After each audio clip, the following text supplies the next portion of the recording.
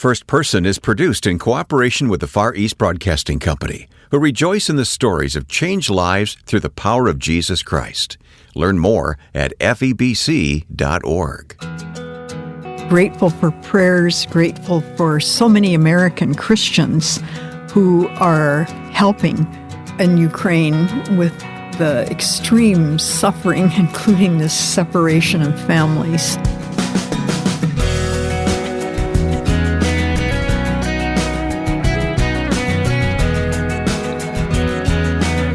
Welcome to this week's edition of First Person. I'm Wayne Shepherd, and our guest is someone who is spending her life in service to God, both as a longtime missionary during the Soviet era and beyond, as a missions director, and now as an advocate for orphaned and displaced children. You'll meet Anita Deyneka in a few moments. Before we get to our interview, though, let me thank you for listening each week, and especially those of you who are responding by recommending First Person to friends and family. Our goal is to tell the stories of people who are committed to Jesus Christ and have followed His call on their life to serve Him with their gifts.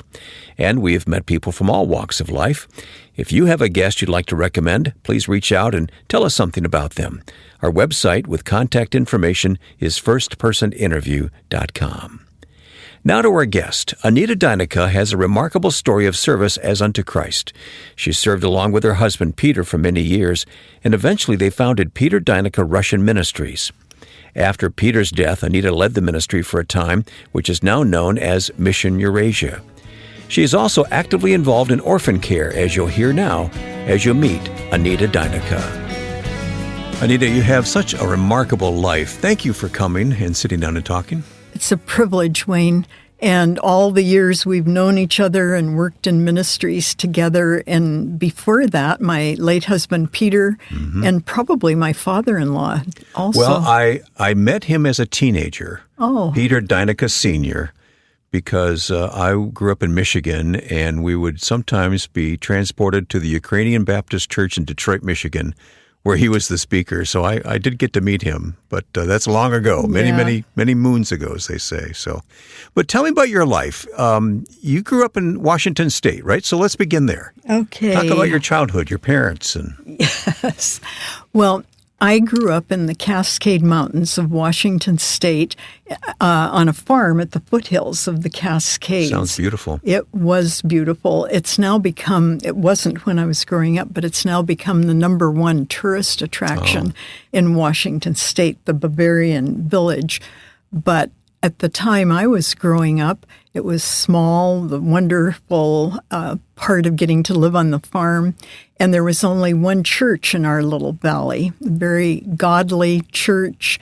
And I attended that. And at age 11 at Vacation Bible School, gave my heart to Jesus and was always drawn back to that church. And even this fall, a month ago, I was visiting and gave a report at the church. The church is still there and active. Oh, wonderful. And still has been such a part of our mission journey. So 11 years old, you give your life to Christ. Could you have imagined how God has used you all these years? Well, such a privilege in walking with the Lord, as you know, and how He guides our steps. Peter, actually, who became my husband, visited the church. He was older than I, and I think it might have been a Wheaton College gospel team. Oh, I see. And he spoke at the church. I don't remember that at all. I was probably riding my horse in the mountains or something. You weren't looking for a young man, huh? No, at that time. And it happened that he came back to visit my church. By then, I had graduated from college. I'd served for a few months in Taiwan as a short-term missionary. And then I began teaching high school English, but always came back to my church in the mountains. And so that's how we met. I was the Sunday school superintendent, and he was the visiting speaker. And then 10 months later, we were married. Wow, that's pretty quick. Yeah. So marrying into the Deyneka family, that brings along a lot of ministry in and of itself, doesn't it? Well, a wonderful, godly family. Peter's father he was sent by his poor family from Belarus to earn money in the States and send back to his family. Someone told him he could learn English. Perhaps it was at the Old Moody Church. And there he found the Lord, and Christians who surrounded him helped him to go to Bible school and encouraged him to minister to his own people. So that's how that happened. Did Peter know at that point he would be following his father's footsteps to do ministry in the Soviet Union at that time, right? Well, yes, he did. He had grown up, he said, speaking Russian before English, and he always said that his parents were concerned that he learn Russian and piano for ministry. And by the time we had met, he had already been at the Team Mission radio station in Korea, in HCJB in Quito, Ecuador, at the Russian Bible School. He was very involved in ministry, and I was eager to also, after being in Taiwan, and Peter was already a missionary. And so it was, when we married, the office was in Chicago. And so at that time, we both, to begin with, were working at the office in Chicago. This is the Slavic Gospel Association, yes, right? This is Slavic Gospel Association. Founded by Peter Deyneka Sr.? Yes. And then Peter was a missionary of SGA, as we called it. But from the beginning, that ministry was involved, of course, with the Soviet Union and Eastern Europe, although those were Iron Curtain days. But we were traveling already in the satellite countries of the Soviet Union. That was possible to have visas, but it is a diaspora with people who came from Russia, especially after World War II. Many came. And so there was ministry with SGA all over Europe, and also in Argentina, the only Russian Bible school, as it was not permitted anywhere within the country. So in circulation in these countries, I mean, you were making friends and acquaintances and had ministry for years, didn't you? Yes. Did you actually live in Russia then at some point? Well, we couldn't to begin with. We were just so thankful we could get visas into Russia. 3 times I went with Peter.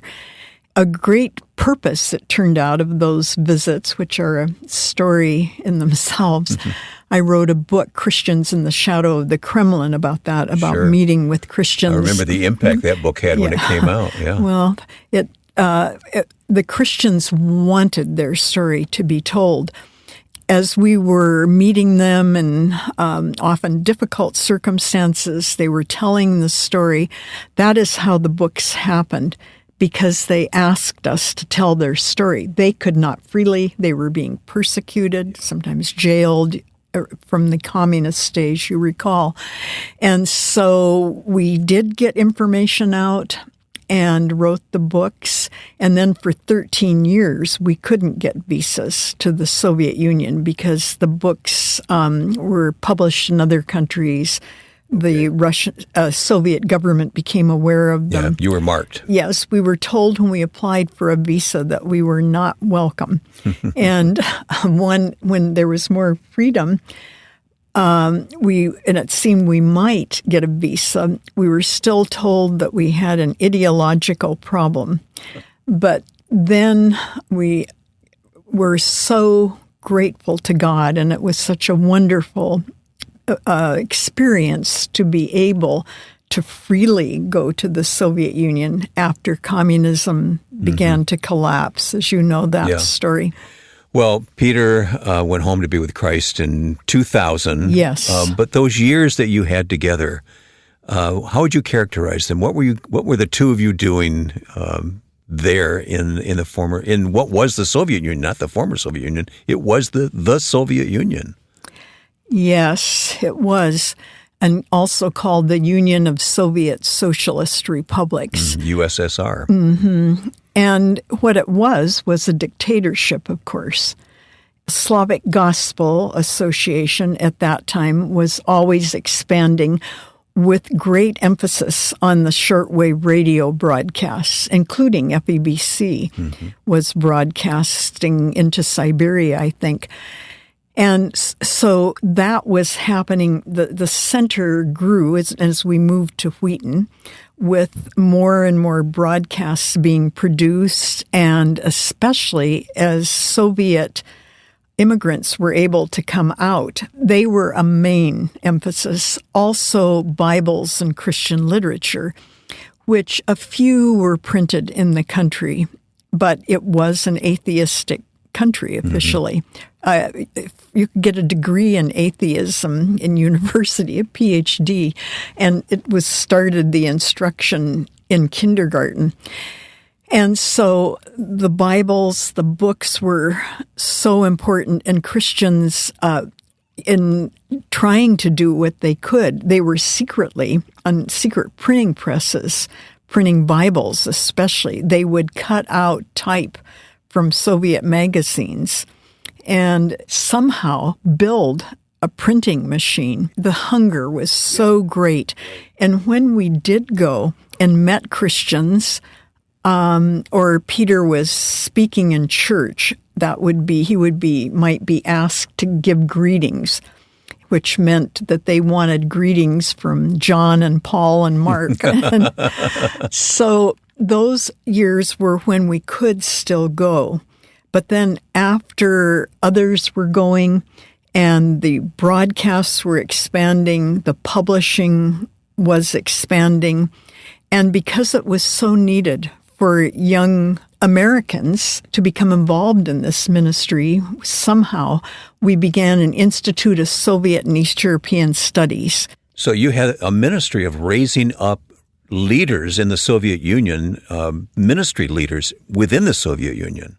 Yes. And well, now, of course, as you know, with Mission Eurasia and Sergei Rahuba, which I also have been a part, the wonderful slogan of next generation leaders. Right, and that's what's happened. As we continue talking with Anita Deyneka, she'll bring us up to date on how God is leading her today. Stay with us. Here's Ed Cannon on the Vision for FEBC's weekly podcast. The primary purpose of Until All Have Heard, of course, is to share the experience that FEBC has because we have staff on the ground in so many oppressive places.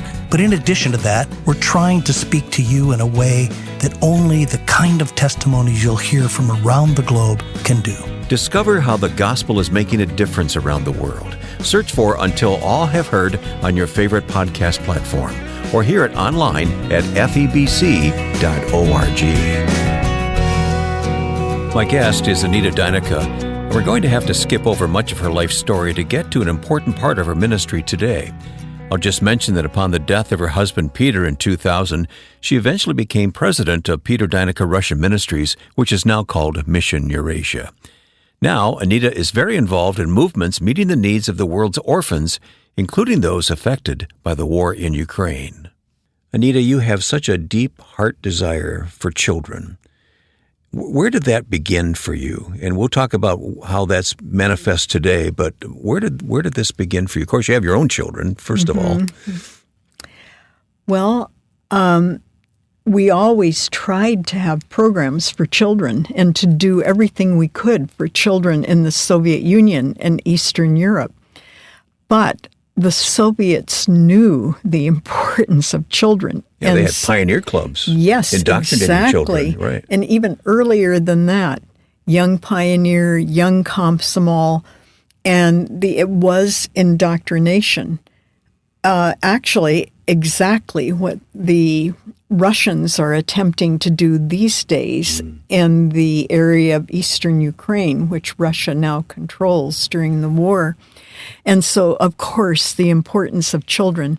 And I remember we had become involved with Samaritan's Purse, the Christmas gifts, but there was no possibility for ministry with children beyond praying for them as far as our organization during the communist years because of the determination of the communists that children would be schooled from infancy and raised in that way.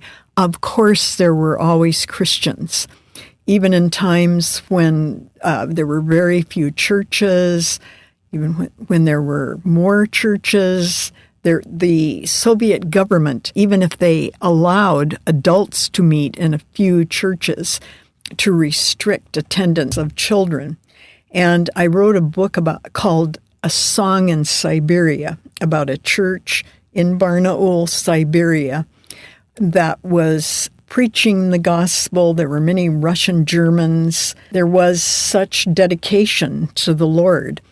And the Soviet government became aware of it and imprisoned some of those members, and also removed some of the children, so that children might be in orphanages even, or taken away from parents. But there were always programs for children, shortwave, from these Christian radio stations. And then when publishing became, even in the difficult days with publishing, we always produced some Christian books for children going into Eastern Europe and then on into the Soviet Union. That, of course, was another program. Many Wheaton students were involved in that in those days. And so with children, what happened with the collapse of communism, I was still the president of Russian Ministries at that time. And I will never forget, in Ukraine particularly, meeting with young Christians. And it was a group of 12 young Christian men. There was a doctor, they were all young, there were some of them pastors, but somehow it was these 12 young Christian men, as Wes Stafford once told me, 12 disciples, who were meeting and praying for the children specifically, and praying, God, now the children, we can do something. We never could before. We couldn't even go in the orphanages without great risk. So now then there were street children at that time also with the collapse of communism. Mm-hmm. And so they said, no, we're not stepping over the children on our way to church anymore. Our motto is, this should be a Ukraine Without Orphans. And a movement grew.